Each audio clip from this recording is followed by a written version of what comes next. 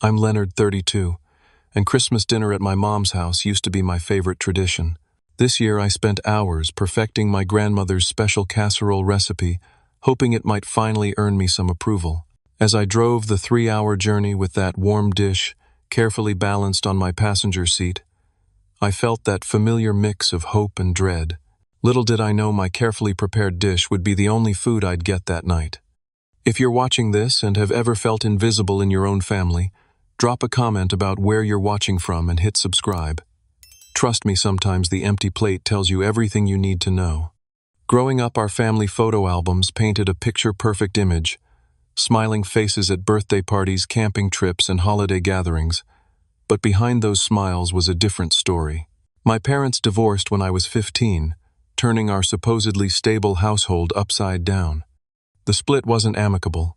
It was a battlefield of accusations and resentment that left deep scars on all of us, especially me, the oldest child who understood enough to be hurt but not enough to process it properly. Brian, my younger brother by 5 years, was always the golden child even before the divorce. He had that natural charm that made people gravitate toward him, while I was the awkward, bookish type who preferred taking apart computers to playing football. After our parents split, the contrast in how my mother treated us became impossible to ignore. "Brian needs extra attention right now," she'd explain when he got new sneakers while I wore hand-me-downs. "He's struggling with the divorce," was her justification when his academic failures were met with understanding, while my achievements were simply expected. I never resented Brian for this. He didn't ask for the preferential treatment. But as years passed, it became clear this wasn't just a temporary adjustment. It was our new normal. After high school, I worked my way through college, earning a degree in computer engineering, while Brian dropped out of 3 different programs before finally completing an associate's degree in business. I secured a good job at a tech firm, bought my own condo, and built what most would consider a successful life. Meanwhile, Brian moved from one startup idea to another, always with our mother's emotional and financial backing. "Your brother is an entrepreneur," she'd say proudly, as if my stable career was somehow less impressive than Brian's series of failed ventures. "He takes risks just like your father used to." It was one of her rare mentions of our father, who had moved across the country and started a new family, gradually becoming a stranger to us both. Despite everything, I kept trying to maintain a relationship with my mother. Every birthday card, sent every holiday visit, made every phone call answered, was an attempt to bridge the gap between us. I convinced myself that someday she'd see me, really see me, and realize I deserved just as much love and recognition as Brian. This hope, however thin, kept me coming back year after year. Then Ashley entered our family dynamic 3 years ago. Brian met her at a networking event, and within months she was a fixture at family gatherings. My mother was instantly enchanted by her confidence and ambition. Ashley, with her marketing degree and carefully cultivated social media presence, was everything my mother wished for in a daughter-in-law. "She's going places," my mother would whisper to me, as if imparting some great secret, "and she's helping Brian focus. They're perfect together." I nodded and smiled, swallowing the bitter observation that my own accomplishments were never discussed with such enthusiasm. During this time, I remained single. My last serious relationship had ended 8 months prior when Stephanie took a job in Seattle. We tried long distance, but eventually the strain became too much. My mother never failed to remind me that at 32, I was falling behind in the life partner department. "You work too much," she'd diagnose over the phone. "Women want a man with ambition, but not one who has no time for them." The irony that she celebrated Brian's work-obsessed lifestyle while criticizing mine was apparently lost on her. This Christmas, I was determined to make a positive impression. My grandmother, my father's mother, had been the one person who always made me feel valued growing up. Her special holiday casserole was legendary in our family, a rich combination of potatoes, cheese, and secret seasonings that she'd brought from her homeland. Before she passed away 5 years ago, she had given me her recipe box, a treasure trove of culinary knowledge that my mother had shown no interest in. "You have her hands," Grandma had told me once, as she taught me to knead dough. "Steady and patient, good cooking hands." It was one of the few compliments about myself that I fully believed. I spent weeks practicing the casserole, making adjustments until it tasted exactly like I remembered. The process was therapeutic, connecting me to Grandma's memory, while giving me something tangible to contribute to the family gathering. In my mind, I imagined the scene: my mother taking a bite, her expression softening as memories of family dinners past washed over her. Perhaps this shared experience, this taste of history, might finally create a bridge between us. So on Christmas morning, I woke up early, put the final touches on my casserole, and carefully placed it in my car. The 3-hour drive from my city apartment to my childhood hometown gave me plenty of time to rehearse conversations and steel myself for the usual subtle digs about my personal life. Snow dusted the highway as I drove, transforming the landscape into something magical, reinforcing my hopes that this Christmas might be different from all the others. The string of multicolored lights lining my mother's rooftop came into view as I turned onto our old street.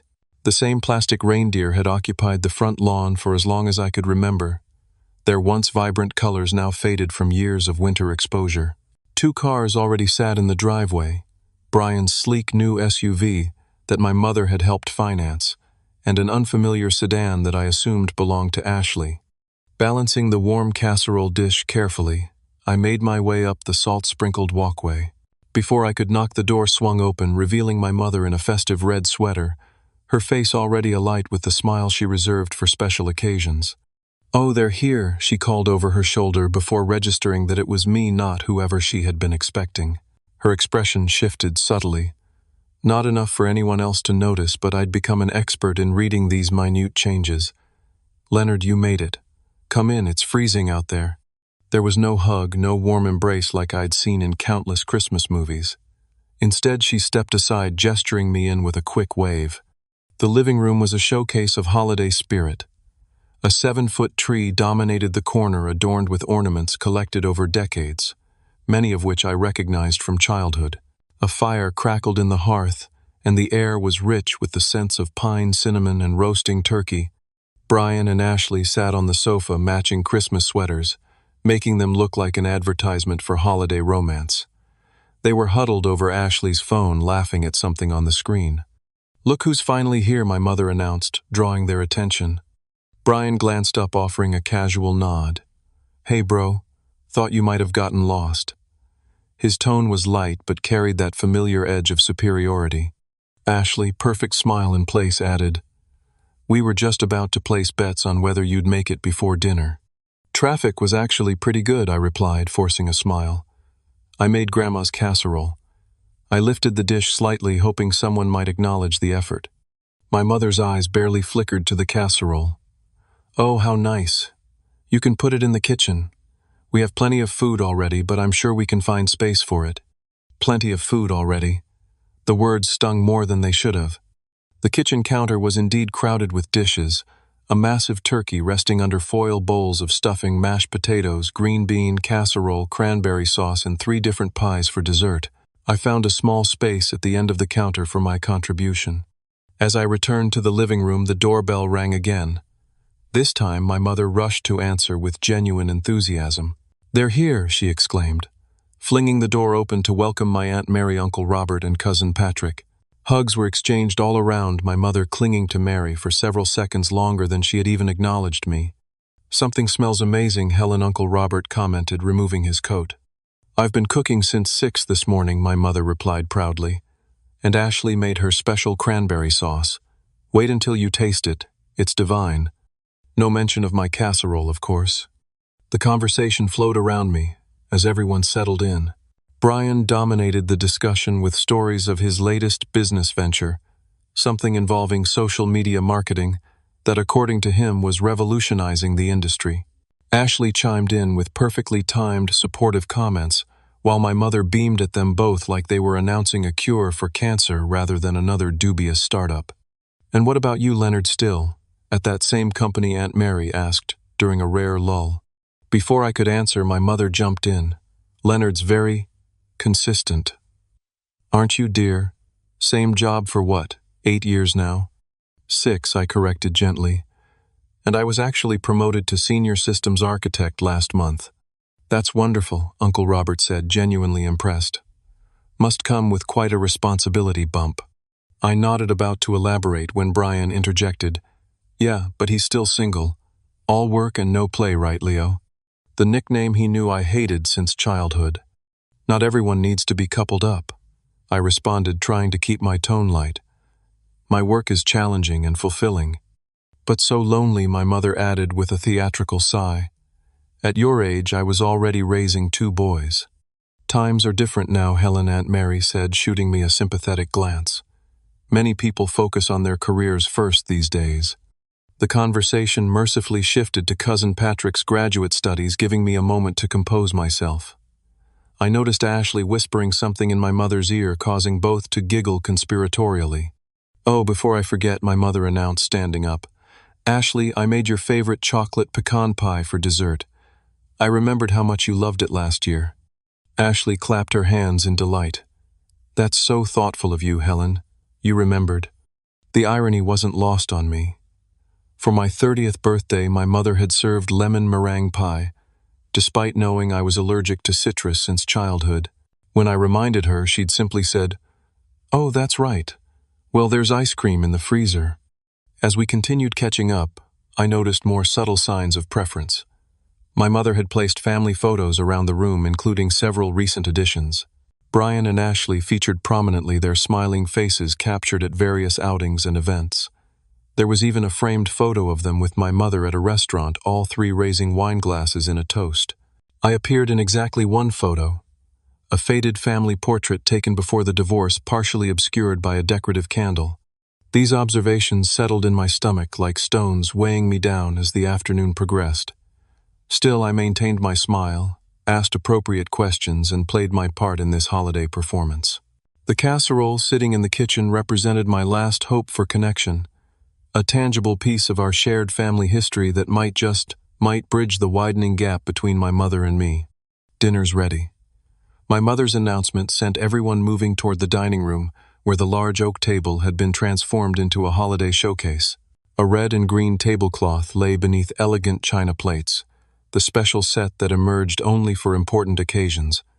Crystal glasses caught the light from the chandelier above, which had been adorned with sprigs of holly.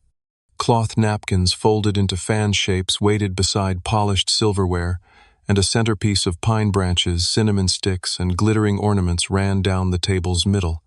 The scene was picture perfect, like something from a Christmas catalog.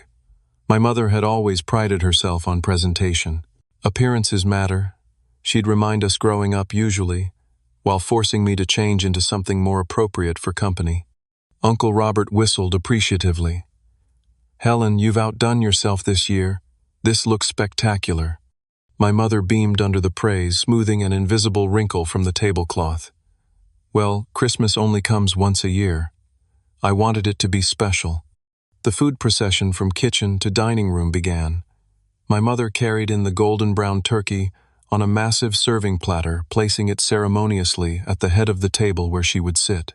Brian followed with the bowl of mashed potatoes, while Ashley brought her cranberry sauce, announcing, "Made with orange zest," and a hint of cinnamon to appreciative murmurs.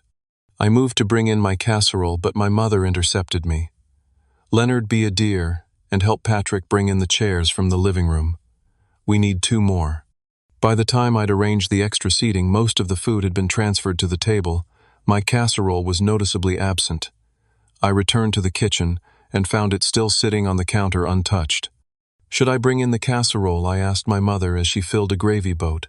She glanced at the dish with slight irritation. "Oh, there's hardly any room left on the table, maybe for seconds if anyone's still hungry." The message was clear: my contribution was an afterthought, not part of the real meal. Still, I carried it in anyway, placing it on a side table near the dining area.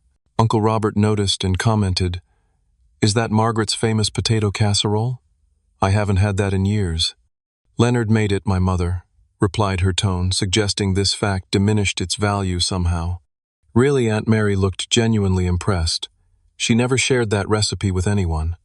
"How wonderful that you're carrying on the tradition, Leonard." For a brief moment I felt a small victory, until my mother added, "Well, it's not exactly the same, of course. Nobody could replicate Margaret's cooking." As everyone took their seats, I noticed the careful arrangement.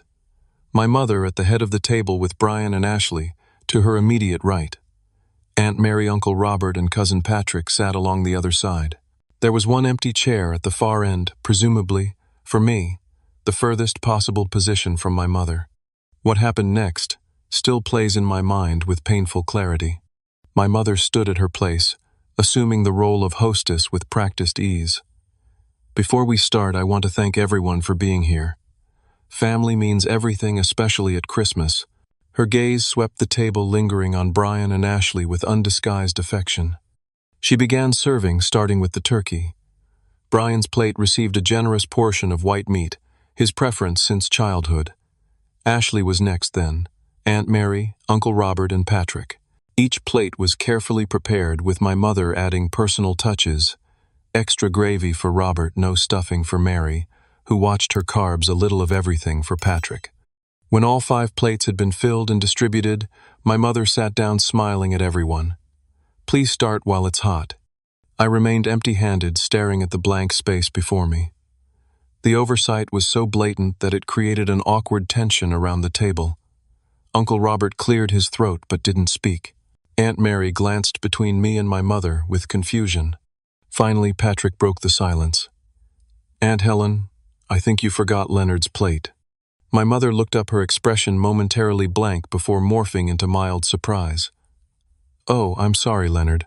I think we've run short on turkey." She surveyed the platter, which still held significant portions of both white and dark meat. "There's not really enough for a full serving." The statement was so obviously false that I almost laughed. Instead, I kept my voice steady. "That's okay. There seems to be plenty of side dishes left." "Of course, help yourself," she replied, her tone suggesting she was being exceptionally generous. Though the mashed potatoes are nearly gone, Brian and Ashley love them so much. The bowl of mashed potatoes was still half full. I reached for the serving spoons and quietly assembled a meager plate for myself, a small piece of turkey from what remained modest portions of stuffing and green beans, and yes, mashed potatoes from the supposedly depleted bowl. "No cranberry sauce for you, Leonard?" Ashley asked, her voice sweet but her eyes challenging. "It's really good if I do say so myself." "I'm sure it is," I replied neutrally, taking a small spoonful to avoid creating further tension. As everyone began eating, the conversation resumed. Brian launched into a detailed explanation of his new business venture's potential revenue streams, with Ashley adding polished marketing phrases at regular intervals. My mother listened with rapt attention, occasionally touching Brian's arm in maternal pride.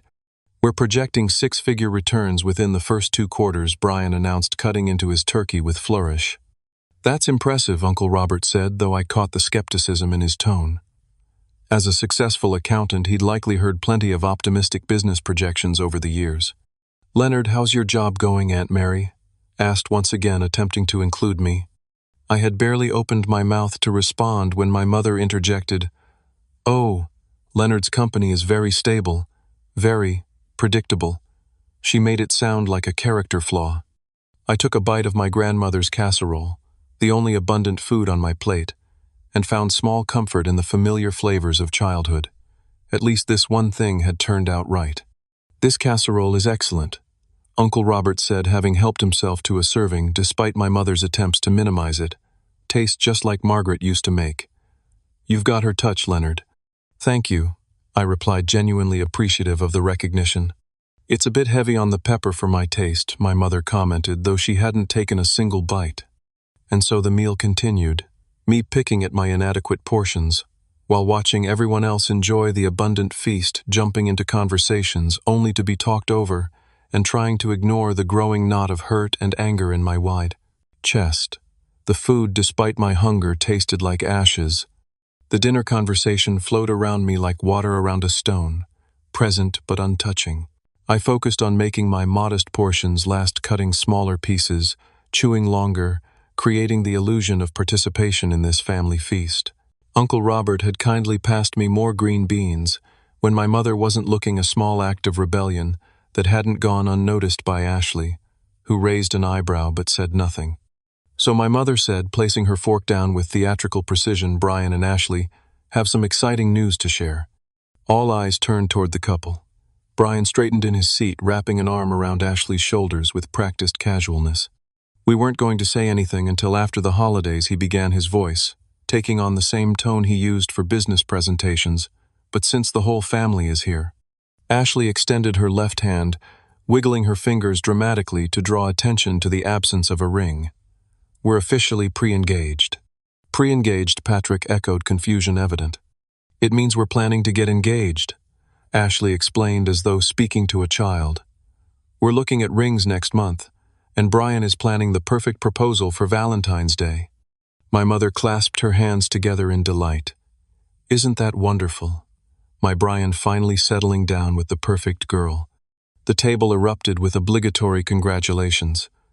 I offered a smile and nod that I hoped appeared genuine. In truth, I was happy for my brother. Despite our differences, I'd never wished him ill. If Ashley made him happy, then I was glad for them both. "We're thinking a June wedding next year," Ashley continued. "Nothing too extravagant, just 200 of our closest friends and family at the Lakeside Resort." The Lakeside Resort was the most expensive venue in the county, known for weddings that started at $30,000. Nothing too extravagant indeed. "It's going to be beautiful," my mother gushed. "And don't you worry about the cost. I've been saving for Brian's wedding day since he was little. I can contribute $20,000 to give you the celebration you deserve." The words hit me like a physical blow. 2 years earlier, when I was trying to launch a small software startup, I'd asked my mother for a loan of $15,000. I'd had a business plan, potential clients lined up, everything meticulously prepared. Her response had been immediate and firm. "I'm sorry, Leonard, but I just don't have that kind of money to risk. You understand, don't you?" I'd accepted her answer without argument, working extra consulting jobs on weekends until I'd saved enough to bootstrap the venture myself. The company had been moderately successful before I eventually sold it to a larger firm for a comfortable profit, a fact my mother had acknowledged with a dismissive, "That's nice, dear." And now here she was, casually offering $20,000 for a single day's celebration. "That's incredibly generous, Mom," Brian said, though his tone suggested he'd expected nothing less. "Well, what else would I spend it on?" she replied with a laugh. "It's not like I have other children getting married anytime soon." Her gaze flickered toward me for a split second, long enough to make her point. I focused intensely on cutting a piece of turkey, willing my expression to remain neutral. The conversation continued around me, wedding details expanding to fill every available space. Color schemes, flower arrangements, potential honeymoon destinations. Ashley had clearly been planning this long before their pre-engagement announcement. "More mashed potatoes, please," Ashley said, holding out her already cleaned plate. "They're absolutely divine, Helen." My mother beamed, taking the plate. "Of course, dear. There's plenty." She heaped a generous second serving onto Ashley's plate, far more than she'd given me for my first portion. And there it was, the moment when all pretense fell away. There hadn't been not enough food. My mother hadn't forgotten my plate. These were conscious choices, small cruelties stacked like bricks to form a wall between us. A memory surfaced: my 10th birthday, when my requested chocolate cake had mysteriously transformed into Brian's favorite vanilla because the bakery made a mistake. Another followed high school graduation, when my mother had left halfway through because Brian, then 13, had a soccer match. Then college acceptance letters, my scholarship to MIT, acknowledged with a distracted "that's nice," while Brian's admission to the local community college warranted a celebratory dinner. "Leonard's always been the serious one," my mother was saying now, apparently in the middle of some story about our childhood. "Even as a baby, he rarely smiled. Brian was the opposite, always laughing, always the life of the party. Some people are just born with sunnier dispositions," Ashley added sagely, as though she were a child psychologist rather than someone who'd never even met me as a child. Brian chuckled. "Yeah, Leo needs to lighten up sometimes. Everything's always so dramatic with him." "I'm sitting right here," I said quietly, the words escaping before I could stop them. A brief, uncomfortable silence fell over the table. "See what I mean?" Brian laughed, breaking the tension. "So sensitive. It's just a joke, bro." Ashley nodded in agreement. "You really should learn to take things less personally, Leonard. Life's too short to be so serious all the time." The advice might have been easier to accept from someone who hadn't just spent 15 minutes discussing the critical importance of choosing the right shade of napkins for her wedding reception. "Leonard's always been this way," my mother added, her tone a mixture of exasperation and faux concern. "He takes after his father's side. They're all so intense." Another memory, my father walking out the door for the last time, my mother's voice following him. "You've never appreciated anything I've done for this family. Nothing is ever good enough for you." The same words she'd used on me countless times since. I looked down at my nearly empty plate, then at Ashley's overflowing second, helping, then at my mother's deliberately averted gaze. Something shifted inside me, a foundation cracking, after bearing too much weight for too long. In that moment, with perfect clarity, I understood that nothing would ever change. No achievement, no effort, no family casserole would ever bridge the gap between us. I would always be the afterthought, the obligation, the box to check off so she could tell herself she treated both sons equally. And for the first time in my adult life, I asked myself, why am I still trying? The realization settled over me like a strange calm after years of emotional turbulence. All this time I'd been searching for approval from someone fundamentally incapable of giving it to me. Each holiday, each phone call, each attempted connection had been another coin tossed into a wishing well that had run dry long ago. Around me, the conversation continued unabated. Ashley was describing her ideal wedding dress in excruciating detail, my mother hanging on every word as if she were revealing the secrets of the universe. Brian interjected occasionally with comments about cost, each time receiving assurances from my mother that we'll make it work. I placed my napkin beside my plate and quietly stood up. The movement was careful, controlled, not the angry pushback from the table I might have executed in my younger days. This wasn't about making a scene. This was about finally respecting myself enough to walk away. It took several moments for anyone to notice. Uncle Robert was the first, his eyes meeting mine with a question in them. I gave him a small, reassuring nod. "Leonard," Aunt Mary finally asked, "is everything okay?" The conversation halted, all eyes turning toward me with varying degrees of interest and annoyance. "I'm fine," I said simply. "Please continue your meal." I moved toward the kitchen, my steps measured and deliberate. Behind me I heard my mother's confused voice. "Where are you going? We haven't had dessert yet." In the kitchen, I located the glass container that held what remained of my grandmother's casserole. The dish was still half full, most of the family having opted for my mother's offerings instead. I carefully placed the lid on top and picked it up.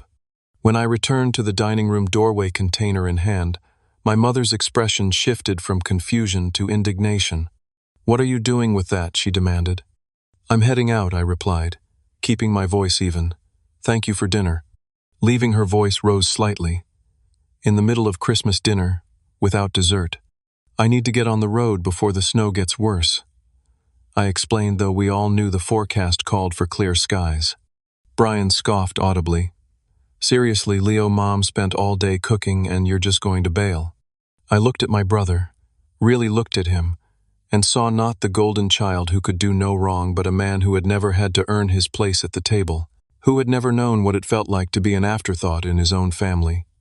For the first time, I felt something close to pity for him. "The dinner was lovely," I said, addressing everyone but looking at no one in particular. "Merry Christmas to you all." "You can't just leave," my mother protested, standing now. "What about the gifts? What about family time?" "This is so rude," Ashley added, her perfect features arranged in an expression of practiced offense. "Helen went to all this trouble, and you're just walking out." This is exactly what I was talking about. Always making everything about yourself. I hadn't raised my voice. I hadn't made accusations. I had simply stood up and prepared to leave with dignity. Yet somehow I was the one causing a scene. "Leonard has always been difficult during the holidays," my mother told the table at large as though I weren't present. "Ever since he was little, nothing is ever good enough." The irony might have made me laugh if it weren't so painful. "I'm not being difficult," I said quietly. "I'm just ready to go home. After the way you've been pouting all evening because I forgot to give you turkey first. Don't think I didn't notice your attitude." My mother continued, her voice taking on the wounded tone I knew so well. "I try so hard to make these gatherings special, and you always find some way to ruin them. In past years, this would have been the moment I capitulated. I would have apologized, put the casserole back, returned to my seat at the far end of the table, and endured another 2 hours of subtle slights and overlooked contributions. I would have driven home later that night feeling hollow, telling myself that next time would be different. Next time I would finally earn my place. But not tonight. I didn't get turkey at all, Mom, I stated calmly. You said there wasn't enough while giving Ashley seconds. Just like you said you couldn't afford to help with my business, but you can give Brian $20,000 for a wedding. It's a pattern and we all know it. The room went silent. My mother's face cycled through shock, anger, and finally settled on hurt, her most effective weapon. How dare you, she whispered. After everything I've done for you, I raised you alone after your father abandoned us. I put food on the table, I kept a roof over your head, and this is how you repay me, by embarrassing me in front of our family on Christmas. I'm not trying to embarrass anyone, I replied, suddenly tired of the entire performance. I'm just done pretending. Merry Christmas, everyone. I turned toward the front door, casserole in hand.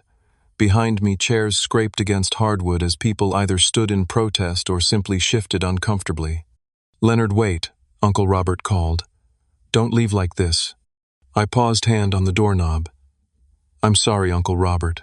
I need to go. If you walk out that door, don't bother coming back next year, my mother declared, her voice quavering with what anyone else might have mistaken for emotion rather than calculation. I won't have my Christmas ruined again. I looked back one last time, taking in the scene, my mother standing dramatically at the head of the table, Brian and Ashley presenting a unified front of disapproval, Aunt Mary and Uncle Robert looking torn, cousin Patrick staring intensely at his plate to avoid making eye contact with anyone. Goodbye, I said simply, and stepped outside into the cold December air. As I carefully placed the casserole on the passenger seat of my car, the front door opened again. I tensed, preparing for another confrontation, but it was Uncle Robert who emerged hastily, shrugging into his coat. Leonard, he called, hurrying down the walkway. Hold on a second. I waited, keys in hand, as he approached. You okay, son? He asked, his breath forming clouds in the frosty air. I will be, I answered honestly. He nodded, shoving his hands into his pockets. Your grandmother would be proud of that casserole. Tasted just like hers. Thank you, I said, unexpected emotion tightening my throat. Look, your mother is. He trailed off, searching for diplomatic words. She's complicated. Always has been, even when we were kids. But what just happened in there wasn't right. You know that, right? I nodded, unwilling to trust my voice. Give it some time, he advised. But don't let this eat at you. You're a good man, Leonard. More like your grandmother than anyone else in the family. Coming from Uncle Robert, who had adored his mother-in-law, this was high praise indeed. Merry Christmas, he said, clapping a hand on my shoulder. Drive safe, you hear? You too, I managed the simple kindness, nearly undoing my composure. As I drove away from my childhood home, the casserole dish still warm against my leg, I felt something unexpected relief. Not happiness, not victory, certainly not joy, but the profound relief of putting down a burden I'd carried for far too long. The first message arrived before I'd even reached the highway. My phone, connected to my car's Bluetooth system, announced, "New text from Brian." I ignored it, focusing on the road ahead as snow began to fall in light flurries. 5 minutes later, new text, from Mom, then another, and another. I turned the phone to silent and switched on the radio. Johnny Mathis sang about chestnuts roasting on an open fire. The cheerful melody, a surreal contrast to my emotional state. I wasn't angry anymore. The white-hot frustration had cooled into something more solid and enduring resolution. The 3-hour drive home gave me ample time to reflect. Each mile put between myself and that dining room table felt like a physical unburdening. By the time I pulled into my apartment complex, the snow was falling, steadily transforming the urban landscape into something softer, newer. Inside, I placed the casserole dish on my kitchen counter and finally checked my phone. 8 text messages and 3 missed calls awaited my attention. From Brian Way to Ruin Christmas Leo. Mom's crying now. Hope you're happy. From Mom, I can't believe you would embarrass me like this. After everything I've done for you, call me immediately. From Mom again, your behavior was completely unacceptable. Brian and Ashley are shocked. Is this how I raised you to act? From Brian again, Ashley says this is why you're still single. No woman wants a man who throws tantrums. I scrolled through the remaining messages, variations on the same themes of guilt, accusation, and emotional manipulation. Nothing new, nothing I hadn't heard before in different forms throughout my life. What did surprise me were the other messages that followed. From Uncle Robert, check the weather report. Roads look clear, but drive carefully. Call if you need anything. From Patrick, hey, 'cause dinner got weird after you left. Aunt Helen kept talking about ungrateful children for like an hour. Uncle Robert finally told her to drop it. Think he's in the doghouse now, too. Your casserole was bomb, by the way. And most unexpectedly from Aunt Mary Leonard, I hope you arrived home safely. I want you to know that your feelings are valid. We all noticed what happened tonight. Call me tomorrow if you'd like to talk. Love you, dear. I sat on my sofa rereading Aunt Mary's message several times. Your feelings are valid. Such a simple phrase, yet it struck me with unexpected force. How long had I been dismissing my own reactions as oversensitivity? How many times had I accepted the narrative that I was the difficult one, the problem child who couldn't just be grateful and keep the peace? My phone rang, breaking the silence. The screen showed my best friend Mike's name, not family, but someone who had been more supportive than most blood relations in my life. Merry Christmas, man, he greeted when I answered. How was the annual Helen show? Mike had coined the term years ago, after hearing too many stories about my family dynamics. He'd never met my mother, but he had an uncanny ability to predict her behaviors. I left early, I admitted. Actually, I walked out during dinner. A low whistle came through the speaker. Wow, what happened? I recounted the evening's events from the missing plate to Ashley's seconds from the wedding money to my quiet departure. As I spoke, the reality of what I'd done, standing up for myself after decades of acquiescence, began to sink in. It's about damn time, Mike said when I finished. Leonard, I've been telling you for years that this relationship is toxic. You keep going back expecting different results, and it's painful to watch, man. I know, I acknowledged. I just always thought if I tried hard enough, if I achieved enough, eventually she'd see you value. You treat you with basic human decency. Mike finished for me. That's not how it works with people like your mom. The problem was never you. We talked for nearly an hour, Mike offering the perspective of someone who hadn't been raised to think that maternal love was something you had to earn through constant performance. After hanging up, I heated a portion of the casserole and ate it slowly, savoring the familiar flavors that connected me to my grandmother. She had loved me unconditionally, had seen me clearly when others looked past. I wished she were here now, though I suspected she would simply say she had been waiting for me to stand up for myself all along. Christmas night passed quietly. I watched a movie, answered emails from friends wishing me happy holidays, and went to bed early. The sense of peace that had begun on the drive home deepened into something approaching contentment. For the first time in years, I hadn't spent Christmas evening replaying every criticism, every slight, every moment I had failed to measure up. Morning brought a call from my mother. I let it go to voicemail, then listened with a strange detachment as her voice shifted between anger and tearful recrimination. How could you do this to me? She demanded. You've ruined everyone's Christmas. Brian and Ashley are devastated. Is that what you wanted, to punish everyone because you're jealous of your brother's happiness? Call me back immediately so we can discuss your behavior. I didn't call back. Instead, I texted a simple response. I need some time. I'll reach out when I'm ready to talk. Her reply was immediate. This is exactly the kind of selfishness I'm talking about. Families don't take time. They work through their issues together. The irony of being lectured about selfishness by someone who couldn't be bothered to prepare a plate for her own son wasn't lost on me. I didn't respond further. Later that afternoon, Aunt Mary called. Her voice was warm, concerned without being intrusive. I've been thinking about you since last night, she said. Are you all right? I'm better than I expected, I admitted. Calmer. Good, she said, and I could hear the smile in her voice. You know, watching what happened at dinner, it reminded me of things I've seen Helen do over the years. The way she treated you versus Brian. The way she treated your father before the divorce. My father, I hadn't expected this turn in the conversation. Aunt Mary sighed. Your mother and I are very different people, Leonard. We always have been, even as children. Helen needs to be the center of attention, needs to control the narrative. Your father challenged that. And you remind her too much of him. Independent, thoughtful, not easily manipulated. Is that why she favors Brian? I asked the question that had haunted me since childhood finally spoken aloud. Brian is easier for her, Aunt Mary replied diplomatically. He needs her approval in a way you never did. That makes her comfortable. We spoke for nearly an hour, Aunt Mary sharing perspectives and family history I'd never heard before. Not excusing my mother's behavior, but contextualizing it in ways that helped me understand her issues had never been about me. They were patterns established long before my birth cycles repeated, because no one had ever firmly broken them. What do I do now? I asked finally.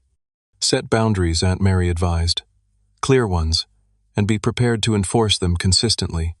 Helen won't change overnight, if at all, but you can change how you respond to her. After we hung up, I wrote down some thoughts about what healthy boundaries might look like. No more accepting blame for others' emotions. No more pretending the favoritism didn't exist. No more showing up to be ignored or belittled for the sake of family harmony. The days between Christmas and New Year's passed in a strange new reality. My mother called daily, each voicemail oscillating between guilt trips and demands. Brian texted occasional barbs designed to make me feel like the villain. I responded to neither, focusing instead on my own well-being. Uncle Robert checked in every evening with brief supportive messages.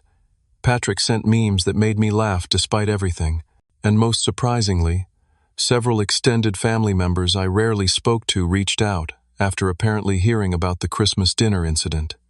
Aunt Helen has always played favorites, my second cousin Julia wrote.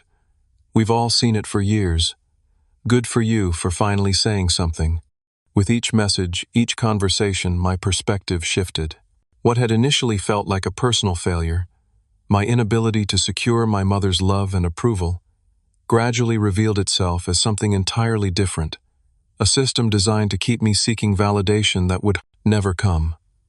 A game I could never win because the rules changed whenever I got close. The realization was both painful and liberating. If approval was impossible to earn, why keep sacrificing my dignity trying? If unconditional love wasn't available from my mother, why not focus on the relationships where it was freely given? By New Year's Eve, I had declined Brian's grudging invitation to sort things out before the engagement party refused my mother's demand to put this nonsense behind us, and instead accepted Mike's invitation to a small gathering at his apartment with friends who genuinely enjoyed my company. As I prepared to leave for the evening, I caught my reflection in the hallway mirror. The man looking back at me seemed different somehow, standing straighter, expression more relaxed. Not magically healed of decades of emotional wounds, but finally facing in a new direction, forward, not back. The snow had stopped falling by New Year's Eve, leaving Boston wrapped in a crisp blanket of white that gleamed under streetlights as I made my way to Mike's apartment. His fourth-floor walk-up was already buzzing with conversation and laughter when I arrived. The door flung open by Mike himself, wearing a ridiculous glitter-covered top hat. The man of the hour, he announced, pulling me into a quick embrace before ushering me inside. Everyone, this is Leonard, the guy I told you about who finally stood up to the dragon lady. I laughed, embarrassed, but also touched by his enthusiasm. You've been talking about me. Only good things, assured Daniela, Mike's girlfriend of 2 years. She handed me a glass of champagne. Seriously though, what you did took courage. We're all impressed. The apartment was filled with about 15 people. Some I knew well, others I'd met only once or twice at previous gatherings. Yet as the evening progressed, I felt more at ease, more authentically seen and heard than I had in years of family holidays. No one interrupted me mid-sentence. No one compared my achievements unfavorably to someone else's. No one made me feel like my presence was merely tolerated rather than welcomed. At Mike's insistence, I'd brought along what remained of my grandmother's casserole, reheated and transferred to a serving dish. Unlike at Christmas dinner, it was received with genuine enthusiasm. "This is amazing," declared Jason, a software developer from Mike's company. "What's in this again?" "Family secret," I replied with a smile, feeling my grandmother's presence in the moment. "But the key is using 3 different kinds of cheese." "You should open a restaurant," Daniela suggested, helping herself to seconds without any passive-aggressive commentary about portion sizes. As midnight approached, conversation turned reflective. People shared their highs and lows from the past year, their hopes for the one about to begin. When my turn came, I surprised myself with my answer. This year I learned that family isn't just who you're related to, I said, looking around at the warm, accepting faces surrounding me. It's who makes room for you at their table, without making you feel like you're taking up too much space. The words resonated more deeply than I'd expected, drawing nods of understanding and raised glasses in agreement. As the countdown began, and we all prepared to welcome the new year, I felt a profound sense of belonging that had nothing to do with shared DNA and everything to do with shared respect. My phone buzzed in my pocket. Another text from Brian. I ignored it, focusing instead on the moment at hand, on the genuine connections surrounding me. The first weeks of January brought expected challenges. My mother's approach evolved from angry demands to wounded victimhood. "I don't understand why you're punishing me," her latest voicemail lamented. "I've always tried to be a good mother. If I've done something wrong, you need to tell me directly instead of this silent treatment." The old Leonard would have called back immediately, apologizing and accepting blame for the entire situation. The new Leonard recognized the pattern for what it was, a bid for control rather than genuine interest in my feelings. Instead, I composed a careful email outlining my experience at Christmas dinner and the larger pattern it represented. I explained that I needed space and time to reassess our relationship, and that any future contact would need to be based on mutual respect rather than the dynamic we'd established over decades. Her response was predictable denial, followed by counter-accusations, followed by the insistence that I was too sensitive and imagining things. Brian chimed in with his own email, explaining that I had always been jealous of his relationship with our mother and needed to grow up and get over it. What wasn't predictable was my reaction. Instead of the familiar cycle of doubt, guilt, and eventual capitulation, I felt calm certainty. Their responses only confirmed what I now knew to be true. This wasn't about a single dinner or a forgotten plate. It was about a fundamental inability to see me as a person with valid feelings and legitimate needs. By late January, an unexpected email arrived from Ashley. The subject line read simply, "Wedding invitation decision. Leonard." It began with uncharacteristic directness. "Brian and I are finalizing our guest list for June. Given recent events, we need to know if you're planning to attend or if you're still holding your grudge. Your mother is very upset about the family situation, and we don't want any drama at our special day. Please let us know your decision by the end of the week." I considered the implied ultimatum: attend the wedding, pretend nothing had happened, and resume the familiar role of overlooked older brother, or decline and be labeled the villain who couldn't set aside his grudge for his brother's special day. After careful thought, I replied Ashley and Brian, "I wish you both happiness in your marriage. I would be open to attending your wedding under one condition: an acknowledgement and sincere apology from both you and my mother regarding the events at Christmas and the pattern of behavior it represented. Without that, I don't think my presence would be positive for anyone involved. The choice is yours, and I will respect whatever you decide." The response was immediate and hostile, with Brian calling my conditions selfish and manipulative. Ashley followed up with a separate email suggesting I needed therapy for my obvious issues with women in authority positions. I forwarded both emails to Mike, who responded with a single line: "Congratulations, you're officially breaking the cycle." February brought an unexpected ally. Uncle Robert called one evening as I was leaving work. "Just checking in," he said casually. "How are things?" "Better," I answered honestly. "Different, but better." "Good to hear," he replied. "Listen, Mary and I wanted you to know. We've declined Brian's wedding invitation." The news stunned me. "You what? Why?" "After Christmas, and the way they've handled things since. We've had some conversations with Helen about her behavior over the years. It didn't go well." He chuckled without humor. "Mary tried to explain how she's treated you compared to Brian. Helen refused to hear it. When we suggested family counseling, she accused us of taking sides. I'm sorry," I said, genuinely regretful that my situation had created a rift between the siblings. "Don't be," he insisted. "This has been brewing for decades. Your grandmother, Mary and Helen's mother, always worried about Helen's inability to self-reflect. She'd be proud of you for finally standing your ground. By March, I had begun seeing Sarah, a project manager I'd met through a work conference. Our connection was immediate and natural conversation, flowing easily from professional topics to personal interests and eventually to family backgrounds. My parents divorced when I was 12, she shared over dinner on our third date. My dad remarried right away and basically started a replacement family. For years, I kept trying to earn his attention, thinking if I just achieved enough, he'd finally make room for me. The parallels to my own experience were striking. What changed, I asked. Therapy, she answered with a smile. Lots and lots of therapy. Eventually, I realized his limitations weren't my failure. Once I stopped expecting him to be something he couldn't be, I could appreciate what he could offer without being destroyed when he fell short. Her candor and self-awareness were refreshing. At her gentle encouragement, I began seeing a therapist myself, gradually unpacking the complex web of expectations and disappointments that had defined my relationship with my mother. What you're describing is a classic pattern in families with narcissistic dynamics, Dr. Marcus explained during one session. The golden child versus the scapegoat. Neither role is actually healthy for the child in question. Even Brian, I asked, surprised. He always seemed to benefit from the situation. Being the golden child creates its own prison, he replied thoughtfully. Brian's sense of worth is entirely dependent on your mother's approval. That's a precarious position that often leads to underdeveloped independence and difficulty establishing healthy relationships outside the family system. The perspective shift was profound. For the first time, I could see my brother not as my mother's favored competitor, but as someone trapped in a different aspect of the same dysfunctional system. The realization didn't excuse his behavior, but it helped me release some of the resentment I'd carried for years.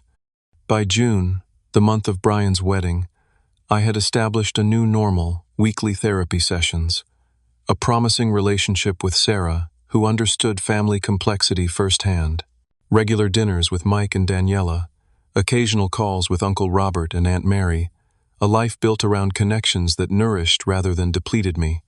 I didn't attend the wedding.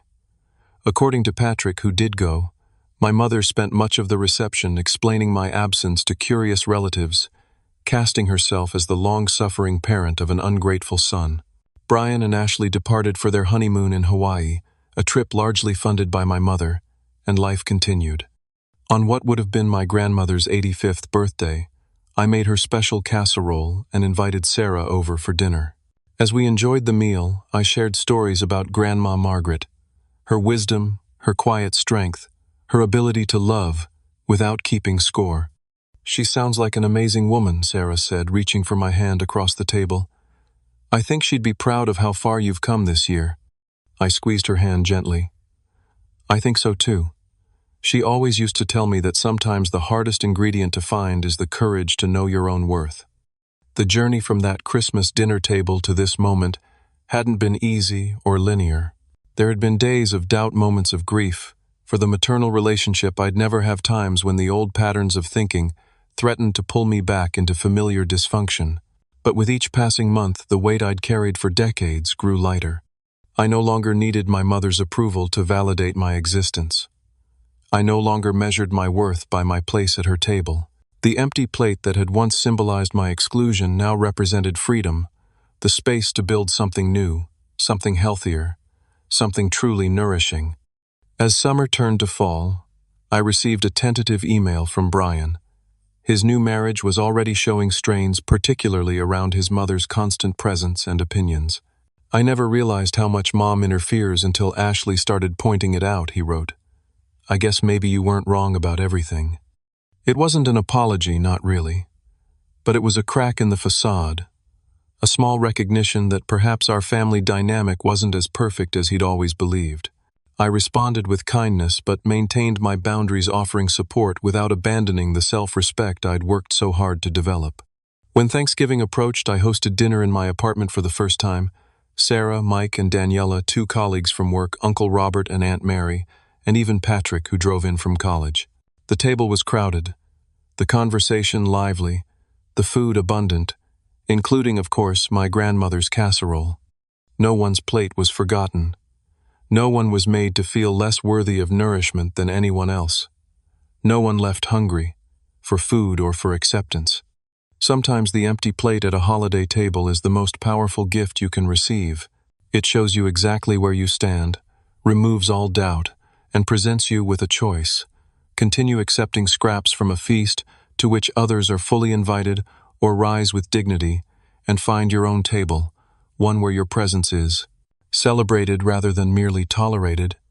I chose the latter, and in doing so discovered that family isn't defined by obligation genetics or shared history alone.